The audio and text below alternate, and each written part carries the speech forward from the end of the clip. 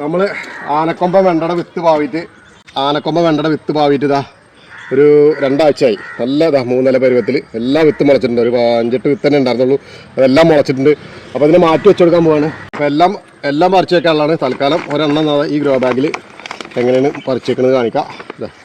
മണ്ണും ചാണകപ്പൊടിയും ഒക്കെ കൂടിയിട്ട് മിക്സ് ആക്കിയിട്ടുള്ള, അതുപോലെ കുഴികളത്തെ കമ്പോസ്റ്റുകളൊക്കെ കൂടി മിക്സ് ആക്കിയിട്ടുള്ള പോട്ട് മിക്സാണിത്. അതിലൂടെ അതാ അല്പം കമ്പോസ്റ്റുകളും വേറെ, അതുപോലെ തന്നെ ഇതാ കുറച്ച് എല്ലുപൊടി, കുറച്ച് വേപ്പിണ്ണാക്ക്, ഏകദേശം ഒരു 300 ഗ്രാം വീതം 3 എടുത്തിട്ട് ഈ മണ്ണിനോട് മിക്സ് ചെയ്ത് കൊടുക്കുകയാണ്. നന്നായിട്ട് മിക്സ് ചെയ്ത് കൊടുക്കാം. കമ്പോസ്റ്റ് മണ്ണൊക്കെ കൂടി നന്നായി മിക്സ് ചെയ്ത് കൊടുത്തു. അതിനുശേഷം ഒരു 1/4 ഭാഗം നമ്മുടെ ബാഗിൽ നിറച്ച് കൊടുക്കുകയാണ്. 1/4 ഭാഗത്തോളം നിറച്ച് വെച്ചു. ഇനി അതിലൊരു കുഴി എടുത്തതിന് ശേഷം ഒരു തൈ പറിച്ച് വെക്കാം.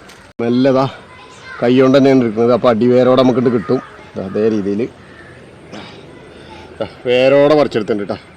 വേര് ഇത് വരണം. ഇനി ഇതിൽ വെച്ച് കൊടുത്തു. വീണ്ടും നമ്മൾ ഇതാ